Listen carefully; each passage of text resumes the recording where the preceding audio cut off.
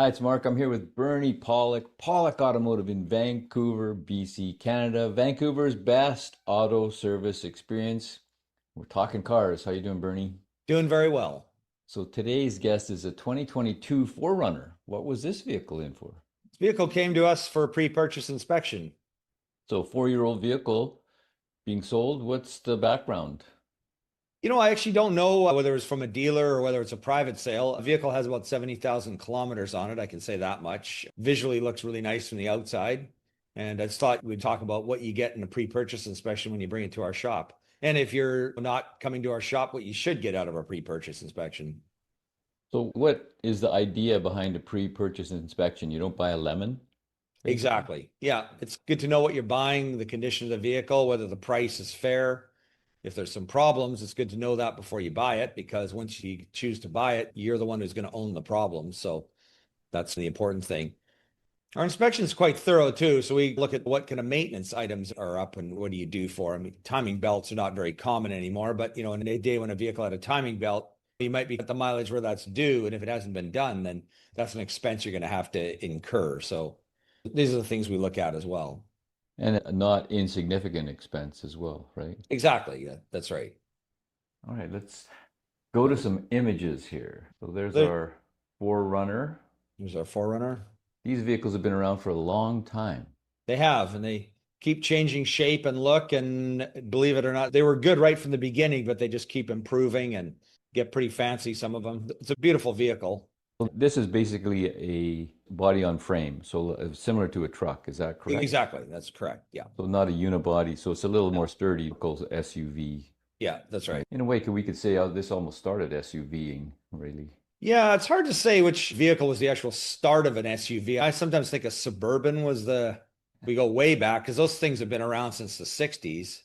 I don't know if that's the original, but you get your Tahoe, no, not Tahoe, the GMC Jimmy or the Bronco. Those were like Right. early SUVs. And then these were smaller.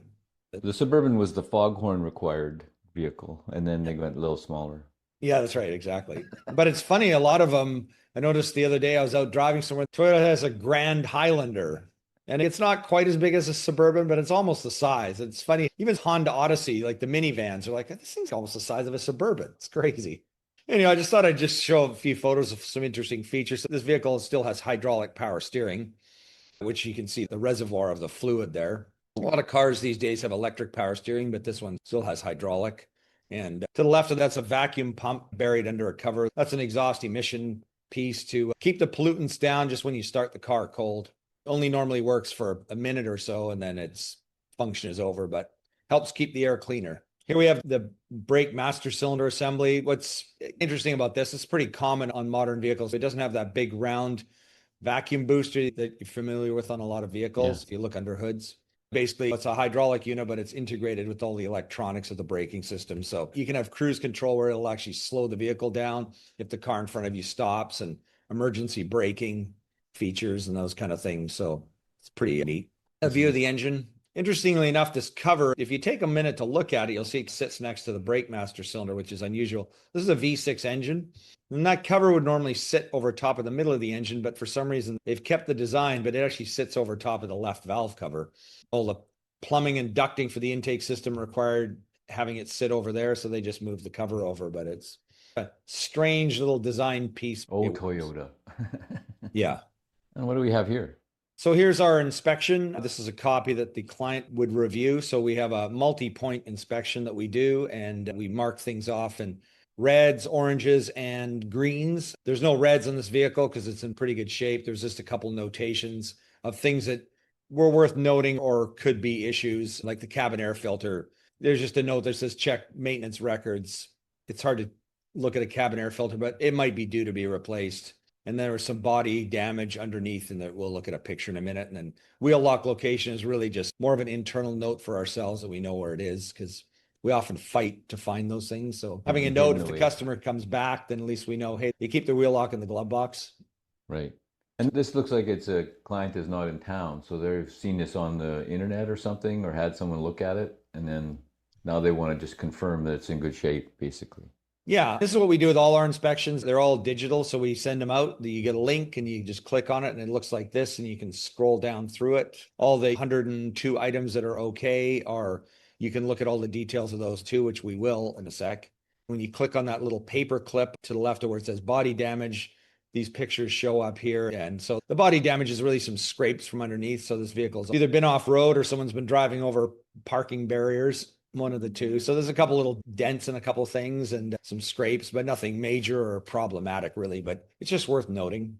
And here we come to the good stuff. And I know the print is kind of fine, but things like lights, belts, hoses, bulbs, these are things we look at. We test the battery, and there's some notes down near the bottom there that actually has actual figures of what the battery should be and what the battery tests out at.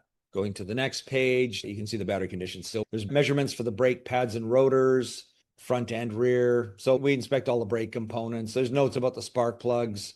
Generally, we don't remove spark plugs because it's difficult, but if there was an issue with the spark plugs, it might just be that they're due by mileage. So those notes would show up in the orange or red section. And then here we have more items and mostly steering suspension items here, exhaust system. And then near the bottom, we have tire measurements too. So that kind of goes over it. And of course, we have a discussion with the client, let them know. And if there's some work needed on the vehicle, we can at least give an approximate price on what that might be so you can negotiate your purchase price if necessary. So all in all, another good pre-purchase inspection so the person can buy if they choose with confidence. Exactly. Yep. You can buy with confidence or walk away from it, because we often see vehicles that you wouldn't want to touch even if it was free.